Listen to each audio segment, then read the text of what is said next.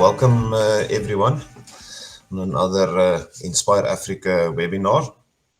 Thank you for the awesome feedback that we received on the previous webinar. Seems like a lot of people enjoyed it, were able to make good use of it. That is the idea of these webinars, to assist our educators in the various parts of their, let's call it their day-to-day lives, essentially, in what they need to teach in terms of specifically coding and robotics. Today we're going to focus on the DroneBlocks curriculum, meaning that Greta will take us through the DroneBlocks curriculum itself, but at the same time she's also going to show us a little bit about the DroneBlocks simulator, and if there is time towards the end, we're also going to go through a few basic maintenance and on the Tello itself and how to connect the Tello to the DroneBlocks app. But I think, yeah, to save time, let's jump right into it, Greta. Thank you again for making yourself available. You're welcome, Albert. I'm excited to be here today. Thank you. Right. Good afternoon, everybody. Welcome to our second webinar, all about DroneBlocks, how to code using drones, and using and applying the DroneBlocks curriculum within the simulator environments that they have to offer. Right, so if you do have any questions during the webinar, feel free to unmute yourself and raise your hand. We can answer any questions. Alternatively, just pop them in the chat and we can get to those questions as soon as we can. Right, so I'm going to jump right in. I'm Greta Robinson. I'm the curriculum manager for Inspire Africa, and I am directly involved in creating the content for all of our schools, for our educators, and for our learners. We deliver all of our content and curriculum through a platform called the Inspire Campus. And we are partnered with DroneBlocks, an American-based company, who allows us to promote the DroneBlocks simulator and coding platform for our schools in South Africa. And today's webinar is a little bit of information on DroneBlocks and just to showcase how we can use it in the classroom. So I'm just going to share my screen so that you can see how to apply this. Let me just share my entire screen here.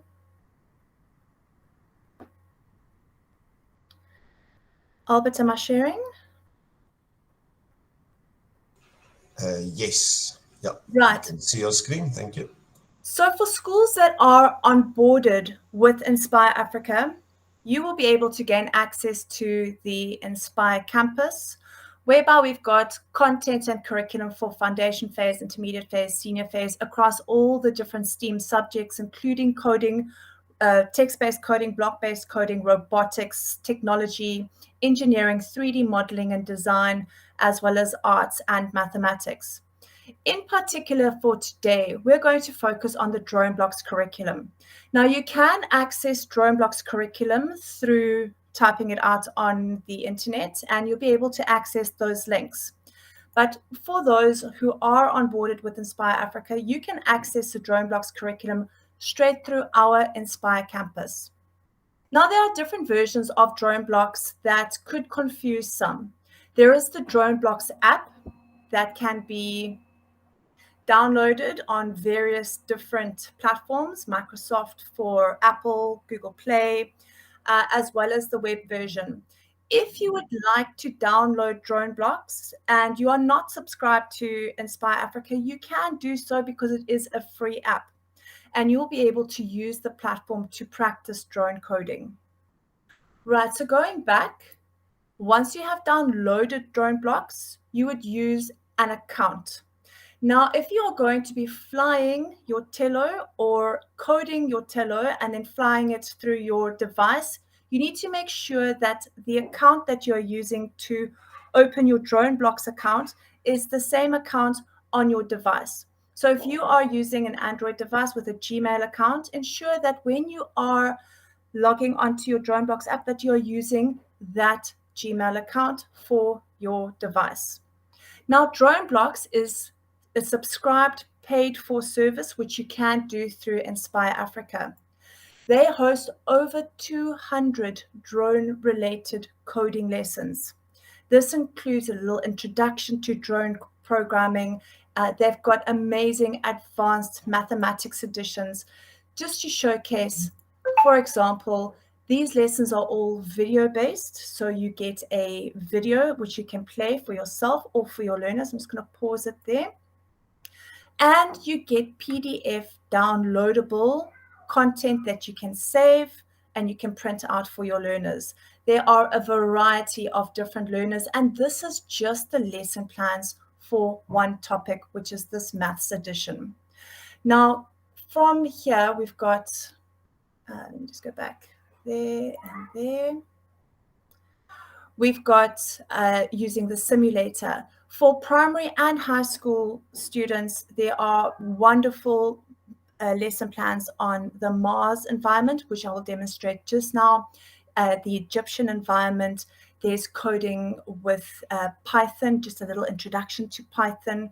There's coding your Telo drone using Python, as well as other arts courses with technology and drones, a bit of JavaScript, etc. So DroneBlocks really does offer you a full curriculum to be able to use DroneBlocks and the DroneBlocks app in your classroom. So just going back to our LMS again, you can then access these lessons through our LMS and through our subscribed partner DroneBlocks. To gain access to this, you need to subscribe to Inspire Africa to be able to access this entire curriculum. Now, just to put it a little bit into perspective, this curriculum is separate from the Inspire Africa curriculum. It is American-based, whereas our Inspire Africa curriculum is really focused on our South African students, our South African educators. Now moving on to our simulator environments. Now you can code your Telo using the free DroneBlocks app. And if you have got a Telo drone at home, you can connect your DroneBlocks app to your Telo and you will be able to code fly the code that you have coded on your device. For more complicated codes, DroneBlocks has offered simulator environments. We have a minimal environment, which is just a pink screen. There is a beautiful city environment, Mars environment, Himalayas, Egypt, and this is a building environment. Now, the beauty about these different environments is that your learners can problem solve and be able to test their code, go back, fix it, test it again before they launch it on the Telo drone. We have found numerous educators and students becoming increasingly frustrated because their codes are not working on their Telo drones and they don't know where the fault lies or what's going wrong. In this simulator environment, you are able to code and you are able to use this environment. Now, for those educators who are in the natural sciences, social sciences subjects, will get very excited because you can understand the magnitude of project-based learning that can take place when you have got these simulator environments. Right, so this would be your coding space. In DroneBlocks, we have got very simple coding commands. It's all in English with very simple instructions. There's your takeoff, your different navigation blocks, there's cameras, there's loops, there's logic, mathematics, variables, etc. Now, for this mission over here, I'm also going to just showcase a little example of being able to move your drone to different spaces and then be able to use your location and your measurement tool. So I've already pre-coded a Mars rocket inspection. For this inspection, we have instructed the learners to inspect this rocket that is transporting 12 astronauts from Mars back to Earth.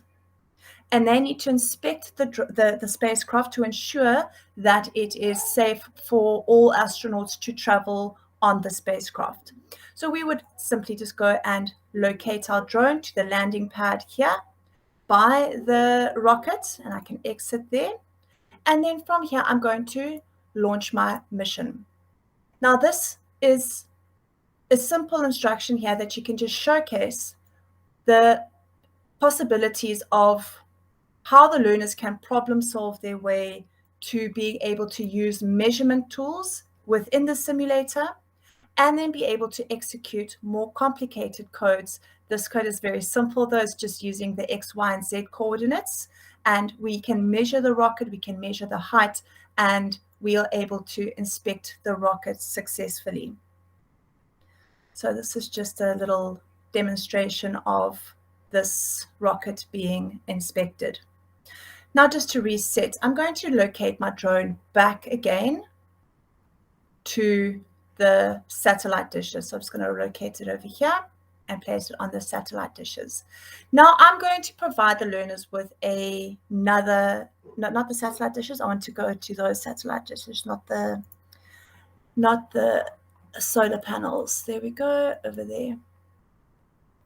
Now I'm going to task the learners to code a hexagon around the satellite dishes. Now, when we're coding a hexagon, we need to use basic mathematics concepts of what is the interior angle of the hexagon and how to measure the distance here. You can do through the distance tool in order to successfully code a hexagon around the satellite dishes. So I'm just going to go and create a new mission. I'm going to select takeoff. Now, using the measuring tool, I'm going to simply drag and drop to see what that average distance is to that point over there. Now I can see it's about 885 centimeters. So to be safe, I'm going to fly it at 1,000 centimeters. So I'm just going to clear that and exit. So I'm going to fly forward, but I can't fly forward. I'm going to have to fly at an angle and start my hexagon at the angle over there. So I'm going to go and click I'm going to your left because I need to rotate my drone to the left-hand side. In drone terminology, your means to change your angle. All right, so I'm going to your left. Now, very often your students will say, well, the interior angle of a hexagon is 120, but the drone is going to be rotating on the interior there, so it's going to be 60. Right, so we're going to your left, and we're going to create a loop that's going to make it fly 6 times. So I'm going to fly forward 1,000 centimeters, and then I'm going to your left, your right at 60 degrees. And I'm going to test my mission. Now, in order to, actually, I'm going to just reset it. I'm going to speed up it. Otherwise, we're going to sit here for quite a while. So I'm just going to put that to 300 centimeters per second. Are there any questions so long while we launched the mission to see what the drone does? At this stage, there's no questions that's come through. I don't know if any of the attendees has a verbal question, maybe, but nothing has come up in the messages. Right, now we've noticed an error here, whereby the drone has yawed left at 90 degrees. Now, this is a mistake that I made here on purpose to showcase that if this drone was flying without the simulator, your student might not have really achieved the brief. And I'm now able to go back and reset it, see where I missed my code, because I'm actually wanting it to go and fly a hexagon inspecting all the different satellite dishes, and I'm going to code it at 60 degrees. And I'm going to launch my mission.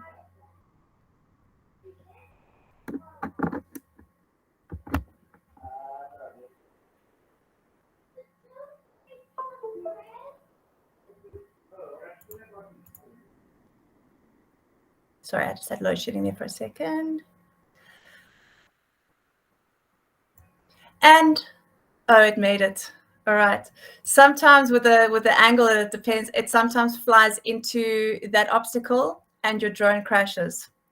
What I wanted to demonstrate in that sense is that if the drone had crashed, we would then lengthen our forward direction by maybe 100 centimeters to avoid crashing into any obstacles. But I managed to achieve that very briefly on the other corner over there. All right, so that is a very simple example of how you can use mathematics to code a hexagon.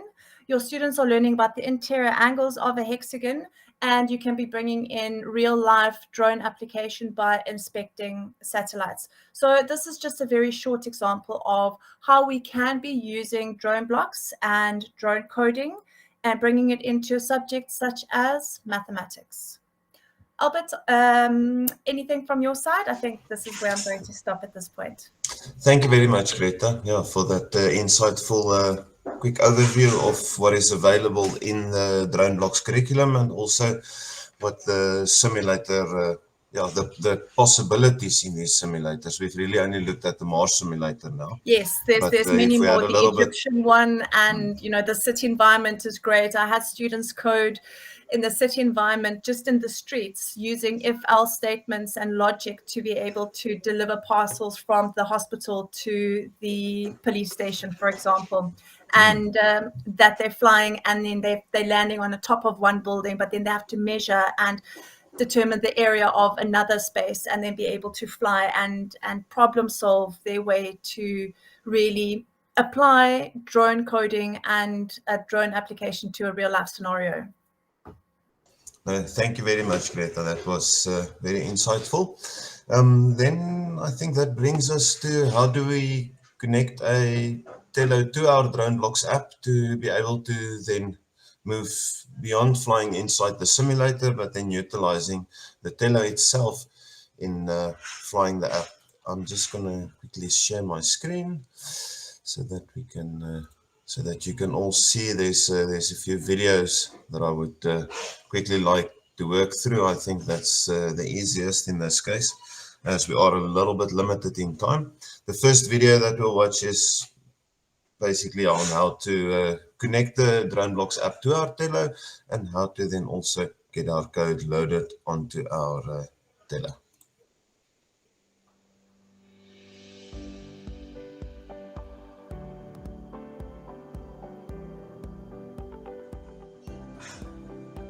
Different devices require different connection methods when it comes to connecting the Tello drone, be that whether you're using a laptop, a cell phone, or a tablet. More specifically, iOS devices such as iPhones and iPads require you to enter the name that is found in the battery bay of the drone into the app to confirm the connection. For Windows and Android devices, use the following method. Turn on the Tello using the power button on the side. Make sure that the battery is charged. When the lights start flashing orange, click Connect to Tello in the upper right hand corner. Before clicking Connect, go to your device and open the Wi-Fi settings, connecting to the Tello that you are using. Go back into the DroneBlocks app and confirm the connection.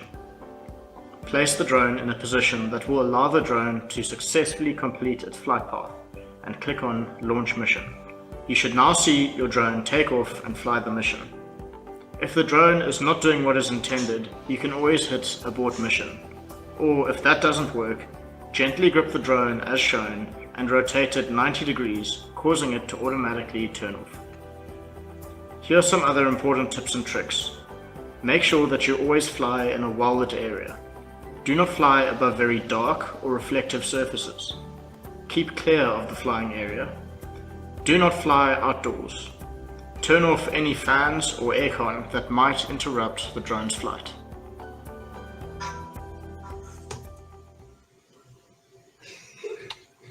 So, yeah, I think that that video really, just a quick brief overview.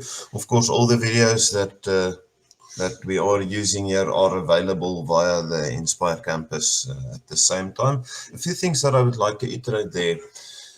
Towards the end of the video, Matt indicated to us a few very important things when flying various missions with the drone itself. Now, we need to understand that the Tello drone determines its position by making use of a downward-facing optical flow sensor, which is just a fancy word really for a low-cost camera. And what it does is the Tello itself looks through the camera downwards and recognizes various objects on the floor.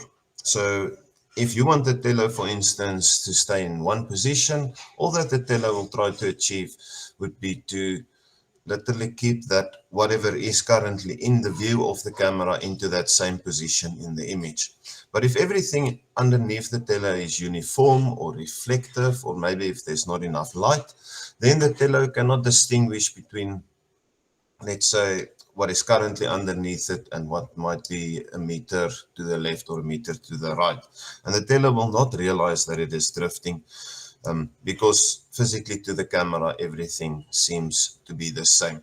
In a case like that, always you can make sure that firstly that the environment is well lit.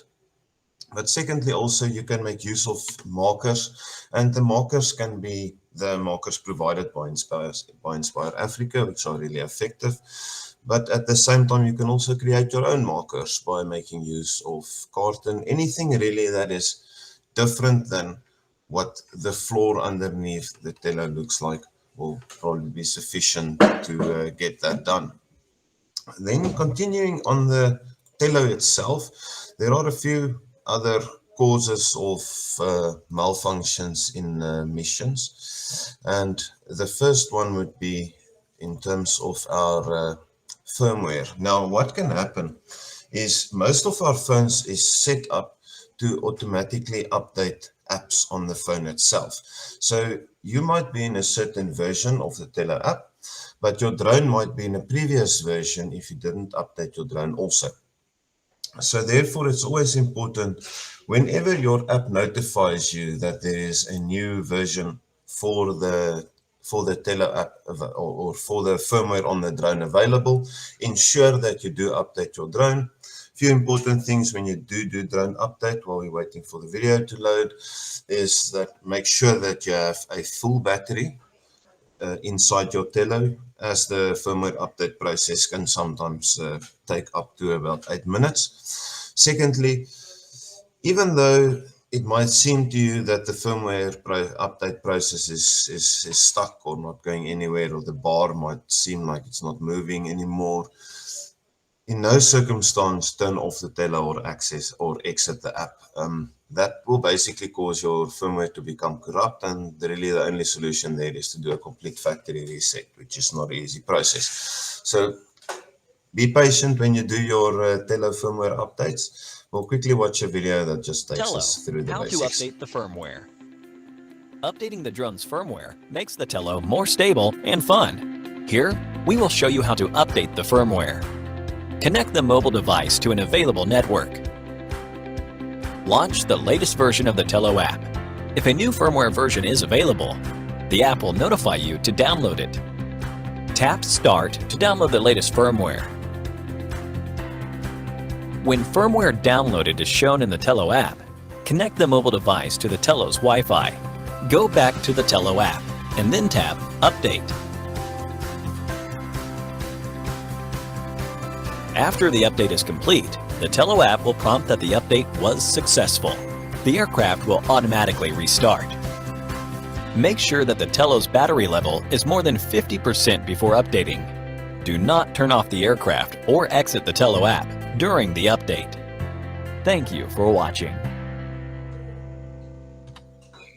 So that's just a quick brief overview of that process. So in principle, it's not a difficult process. What you'll also find is if once you have downloaded that specific firmware pack onto a device, be it a tablet or a phone, and you would like to update multiple telos, you don't need to keep downloading it from the internet. It will keep the firmware available inside the app. So that will be a once-off download from the internet, and then from there you can update all the various telos as you work through it. Another challenge that we're also finding is that telo motors get damaged due to incorrect replacement of propellers. Now, we are, for those of you that do not know, the telo propellers are essentially press-fitted onto the motor shaft of the telo motors, which means that technically we could just grab the propellers and pull them off. What we need to realize, though, is that the motors are also press-fitted into the frame of the telo itself. So by just grabbing a propeller and pulling it off the motor brings with the potential to actually pull the whole motor out of the frame or even lift the motor a little bit inside the frame. And these motors have got incredibly thin wires connected to them underneath. So very quickly then one end up in a position where the cables are being separated from the motor itself. And in that case, one would need a motor replacement. There is a better way to replace propellers. That is by making use of the provided propeller removal tool, which comes with every teller inside the box. You'll find it in the little packet with the spare propellers. And we'll watch this quick video just to demonstrate the process to us. Tello, how to mount and remove the propellers. Mount the propellers, grab your mobile phone, and feel the fun of Tello. The Tello has two types of propellers. The propellers with raised parts should be attached to motors with raised parts, and the propellers without raised part need to be mounted to unmarked motors. Align the propeller's mounting slot with the motor and press the propeller down to mount it.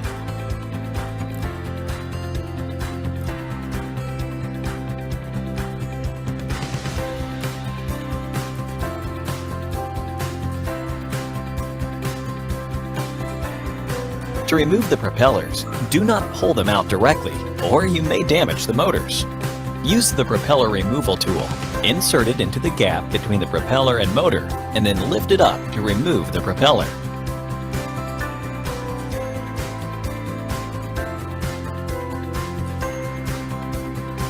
Thank you for watching.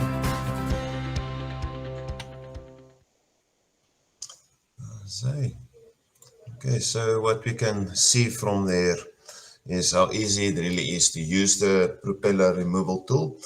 If you are in a situation where you lost your propeller removal tool, there are small little tools. We know if students around, they might disappear sometimes or just get lost. You can use a little cake fork from the kitchen that will basically do exactly the same job, and you will achieve the same result. That brings us to the end of this webinar. Are there any questions from anyone?